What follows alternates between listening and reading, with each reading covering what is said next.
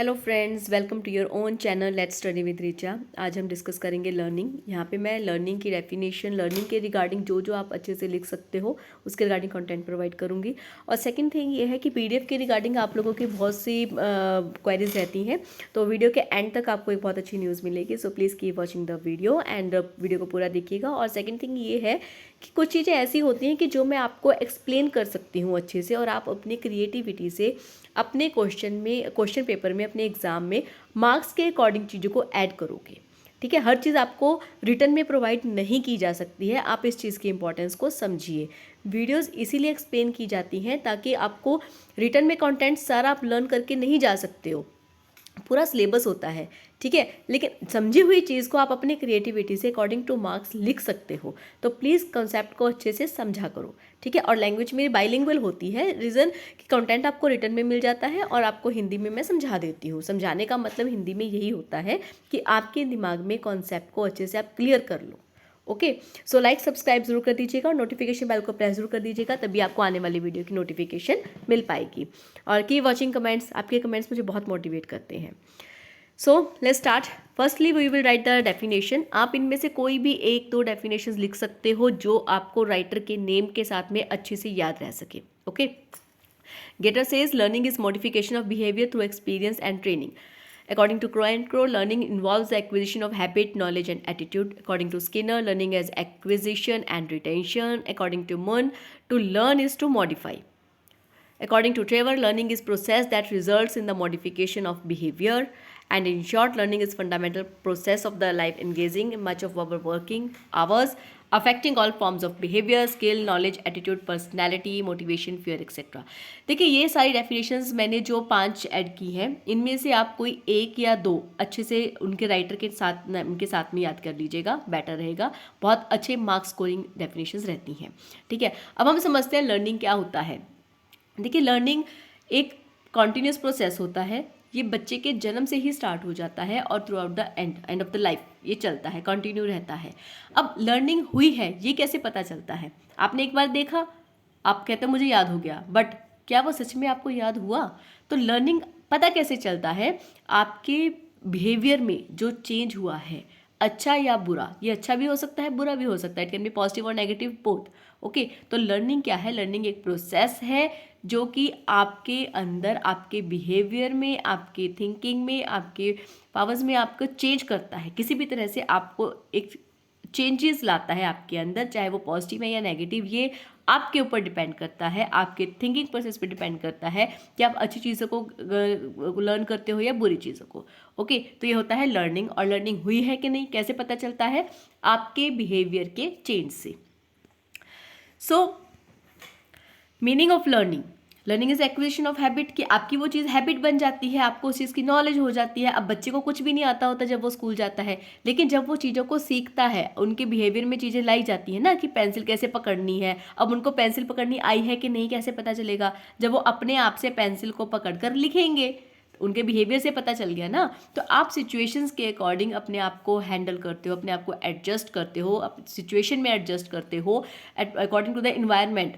ठीक है, अपने आप में एडजस्टमेंट्स करते हो, तो ये होता है learning. Okay, learning includes all activities which affect children along with the growing process. The mental development of the child occurs. As a result, changes takes place in his behavior continuously. The child goes on learning through experience. अब जहाँ पे उसको बुरा experience होता है तो उसे भी वो सीखता है कि उसे ये चीज़ें दोबारा से नहीं करनी है। सो साइकोलॉजी पॉइंट ऑफ व्यू, अगर हम साइकोलॉजी पॉइंट ऑफ व्यू से कहते हैं तो learning has been explain as a stimulus response process, कि आपको स्टिमुलस रिस्पॉन्स में मैंने एक वीडियो बना रखी है जिसमें कि थ्योरी है स्टिमुलस रिस्पॉन्स की, आप उसको ज़रूर देख लीजिएगा, बहुत अच्छी वीडियो है और उसमें बहुत अच्छे से मैंने इस चीज़ को समझा रखा है। So according to this point of view, establishment of stimulus response relationship is known as learning. मैं उसका जो लिंक है वो मैं आपको प्रोवाइड कर दूंगी। अदर फैक्ट्स, और कौन कौन से फैक्ट्स होते हैं जो कि लर्निंग के रिलेटेड हैं, जैसे कि learning is a process through which the behaviour of child changes और modifies. It can be positive और negative. It is on the basis of changes in behaviour and changes due to learning are permanent. देखिए, जो चीज़ आपने learn की है ना, वो changes आप में परमानेंट रहेंगे। ठीक है, जैसे बच्चे ने चलना सीख लिया तो वो भूल नहीं जाता, है ना, आपने किसी सब्जेक्ट के ऊपर वर्क करना स्टार्ट किया है तो आप उसके रिगार्डिंग और भी ज़्यादा डिटेल में इंफॉर्मेशन सर्च करते हो, आप भूल नहीं जाते हो, right. So changes in behaviour are the result of experiences, जो भी आपके अच्छे बुरे एक्सपीरियंसेस रहे उसी के बिहाफ पे उसी का ये रिजल्ट होते हैं, and it can be termed as a mental process. देखिए मेंटल प्रोसेस का इसमें बहुत ज़्यादा इफेक्ट रहता है, बिकॉज आप जितना उसको याद रख पाते हो उतनी आपकी वो लर्निंग अच्छी होती है, बढ़ती है, राइट। अब देखिए आप एक प्रोसेस है कि टाइम के अकॉर्डिंग आपकी इंटेलिजेंस पावर बढ़ती है, ठीक है। आप क्या हुआ था, कब क्यों हुआ था, है ना, डिस्क्रिप्टिव में क्या हुआ था, और डायग्नोस्टिक में क्या होता है कि वो क्यों हुआ था, प्रिडिक्ट करना शुरू कर सकते हो कि क्या हो सकता है इसमें, और perspective how to make it happen, कि उस चीज़ को करना कैसे है, ठीक है। एंड कॉग्निटिव में what to do, why and how, क्या करना है, क्यों करना है और कैसे करना है। और एंड में आ जाता है लर्निंग, कि आपने जो थ्रू आउट द लाइफ आपने सीखा उस चीज़ को अपनी मेमोरी में रिमाइंड किया, है ना, और उस चीज़ पे फोकस किया, उसको मेमोराइज किया, उसको अपने लाइफ में एक्सेप्ट किया, है ना, उसको आपके बिहेवियर में आपने उसको ढाला, तो उस चीज़ से आपकी लर्निंग बनती है। और ये लाइफ लॉन्ग प्रोसेस है, एक पर्सन हर एज में कुछ ना कुछ सीखता है, कुछ ना कुछ लर्न करता है, ठीक है। एफिशिएंट लर्निंग, अब देखिए एफिशिएंट लर्निंग आप कैसे कह सकते हो, 3 तरीकों से आप कह सकते हो कि 3 फैक्टर्स ऐसे हैं जो कि एफिशिएंसी इन लर्निंग को मेजर करते हैं। क्या है? एक्यूरेसी, कि आपने कितना अच्छे से याद रखा, how accurate do you remember, आपको कितना अच्छे से याद रहता है। Speed, how soon do you remember, अगर आपको कोई चीज़ भूल गई है तो आप कितनी जल्दी उसको रिमाइंड कर लेते हो, ठीक है। या फिर किसी चीज़ को आप कितनी देर तक याद रख सकते हो, रिटेंशन, आपने कोई चीज़ लर्न की है उसको कितनी देर तक आप याद रख सकते हो। अब ऐसा नहीं है कि आपने कोई 7th क्लास में कॉन्सेप्ट पढ़ा है और आपको +2 तक याद रहेगा, ऐसा नहीं होता है। लेकिन ये चीज़ें लर्निंग का मतलब होता है कि आपने एक बार उसको चीज़ को याद करा, समझा, ठीक है, और कुछ टाइम के बाद में आप उसको भूल गए, बट जब आपने कोशिश की उस कंसेप्ट को याद करने की तो आपको वो पूरा कॉन्सेप्ट याद आ गया, दैट वाज द लर्निंग, कि आपके दिमाग में वो कॉन्सेप्ट क्लियर था और आपने उसको जब याद करने की कोशिश की आपको वो याद आ गया, वो आप भूले नहीं, आपने उसको रिटेन कर लिया, ठीक है, और सही से अटेन किया, उसमें कुछ गलत नहीं था। So accuracy, speed and retention, these are the 3 factors that will measure the efficiency in learning. अब हम डिस्कस करते हैं कैरेक्टरिस्टिक्स ऑफ लर्निंग। देखिए मैंने कैरेक्टरिस्टिक्स ऑफ लर्निंग जो है वो 2 पॉइंट ऑफ व्यू से ऐड किए हैं। फर्स्ट मैंने डिस्क्रिप्शन साथ में लिखी है उन बच्चों के लिए जिनके सब्जेक्ट में कैरेक्टरिस्टिक ऑफ लर्निंग एक पर्टिकुलर टॉपिक है, ठीक है, बट कुछ बच्चों के टॉपिक जो सब्जेक्ट है लर्निंग का उसमें क्या है, एक ही यूनिट के अंदर एक टॉपिक के अंदर सब टॉपिक है, ठीक है। तो आप according to your marks in the question जो डिस्क्रिप्शन है उसको ऐड करोगे। मैंने दोनों वे से किए हैं, आपको एंड तक ये दिख जाएगा। और एक्सप्लेनेशन जो होगी मैं आपको इससे भी बेटर अच्छे से दूंगी, तो आप प्लीज़ थोड़ा ध्यान से वीडियो को सुनिएगा। First is learning is unitary. अब देखिए जो लर्नर है उसके लर्नर या कोई भी इंडिविजुअल पर्सन है उसके आगे जब कोई भी सिचुएशन आती है, कोई भी डिफ़िकल्टी आती है, कोई भी प्रॉब्लम आती है, ठीक है, तो उसको सॉल्व करने के लिए एक पर्सन कई कई एस्पेक्ट्स को यूज़ करता है। वो मेंटली सोचता है, सोशली उसको कौन सी वो प्रॉब्लम सॉल्यूशन सेट रहेगा, मतलब उसको सही से चूज़ करना चाहिए कौन सा उस प्रॉब्लम के लिए सही रहेगा according to the society point of view, ठीक है। और रिएक्ट कैसे करना है फिजिकली, जैसे बहुत ही ज़्यादा ओवर रिएक्ट कर देते हैं कई कई इंडिविजुअल पर्सन जो होते हैं, तो वो एक यूनिट की तरह उसको उसको प्रोवाइड उस प्रॉब्लम को देखता है और उसमें अपने इंटेलेक्चुअली, इमोशनली, फिजिकली और स्पिरिचुअली हर तरफ से सोचकर वो एक टाइम पे एक ही तरह से उसको बिहेव करता है, ठीक है। So learning is unitary. The learners responds as a whole person in a unified way to the whole situation of the learning. He और she responds intellectually, emotionally, physically and spiritually simultaneously. वो एक ही time पे 4 point of view से सोचता है। Learning is individual. अब हर बच्चे की अपनी कैपेसिटी होती है, अपनी एबिलिटी होती है, क्योंकि अब देखिए एक पर्सन की जो लर्निंग पावर होती है ना उस चीज़ पे कई चीज़ों का इम्पैक्ट भी पड़ता है कि वो कैसे बैकग्राउंड से आया है या किस बैकग्राउंड में रह रहा है, घर में उसका कैसा इन्वायरमेंट है। हेरिडिटी इन्वायरमेंट का बहुत ही बड़ा इम्पैक्ट पड़ता है और इसके ऊपर एक बहुत अच्छी वीडियो भी बनी हुई है, ना देखी हो तो ज़रूर देख लीजिएगा, मेरे चैनल पर है। तो हर पर्सन की लर्निंग डिफरेंट हो सकती है, individual to individual it depends. Teacher एक ही सिलेबस को डिफरेंट तरीके से करवा सकता है, उसका वे डिफरेंट डिफरेंट हो सकता है because according to the need of the different type of childrens in the class, ठीक है। मेथड चेंज किया जा सकता है, वे चेंज किया जा सकता है, बट बच्चे के नॉलेज को रिटेन करने का भी अपना अपना कैपेसिटी होती है, अपनी अपनी एबिलिटी होती है. Okay, so each learner differs from each other and hence the teaching learning situation is approach differently by each learner and with different goals and different levels of result achievement. यहाँ पर आप heredity and environment का point भी लिख सकते हो कि heredity and environment का भी इम्पैक्ट पड़ता है इंडिविजुअल पर्सन के ऊपर, तो इसलिए वो चेंजेस हो सकते हैं लर्निंग के ऊपर. सो लर्निंग इज सोशल. अब आप सोसाइटी में रहते हो, वहाँ पे एक घर में आपका एक इन्वायरमेंट होता है, जैसे मैंने हेरिडिटी एंड इन्वायरमेंट का टॉपिक बताया.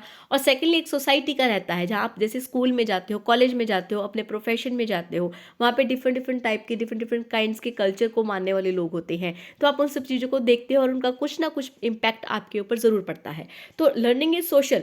कुछ आप पे हेरिडिटी से आप लर्न करते हो, कुछ आप सोशली चीज़ों को देख कर लर्न करते हो. ओके, कुछ चीज़ें आपको समझाई या सिखाई नहीं जाती, आपके क्यूरिकुलम में नहीं होती हैं, बट फिर भी आपको आ जाती हैं बिकॉज आप उनको सोशली देखते हो. तो learning is social. Learning occurs in response to the environment in which there are other individuals. Learning is social. Learning is self active. अब टीचर, मैंने जैसे बताया कि क्लास में एक क्यूरिकुलम को फॉलो करके जो एक पर्टिकुलर गोल्स असाइन होते हैं पर्टिकुलर क्लास के लिए, उनको ध्यान में रख के अपने वे को चेंज कर सकता है. अब हर बच्चा अपने एक्टिवनेस से, अपनी कैपेबिलिटी से, अपनी एबिलिटी से चीज़ों को रिटेन करता है. So an individual learn through his own reactions to situation. हर बच्चे का अपना रिएक्शन होता है, हर बच्चा अपने अकॉर्डिंगली सीखता है. So each person adapts his own habits of learning. The teacher can set a pattern for the student to imitate learning. जैसे मैंने बताया कि क्यूरिकुलम सेट किया जाता है लेवल टू लेवल के लिए, तो teacher can set a pattern for the student to imitate learning process. The intellect is perfected not by knowledge but by the activity. आप नॉलेज दे देकर किसी भी चीज़ को परफेक्ट नहीं कर सकते जब तक कि बच्चे खुद से एक्टिवली पार्टिसिपेट ना करें. चाहे वो कोई साइंस का एक्सपेरिमेंट है, मैथ की एक्टिविटी है, इंग्लिश का कोई सेमिनार है, वेबिनार है, या कोई भी पोइट्री कंपटीशन या कुछ भी है, जब तक बच्चे एक्टिवली पार्टिसिपेट नहीं करेंगे तब तक वो चीज़ों को बेटरली नहीं सीख सकते हैं. Okay, so learning is purposive. अब लर्निंग जो होती है ना, वो किसी ना किसी गोल की तरफ गोल को अटेन करने के लिए की जाती है. जैसे कि स्कूल कॉलेजेस में या प्रोफेशन में, कोई भी ऑर्गेनाइजेशन में आप काम कर रहे हो तो आपको कोई गोल तो देते हैं ना, तो किसी ना किसी पर्पस के लिए होती है. Next is learning is creative.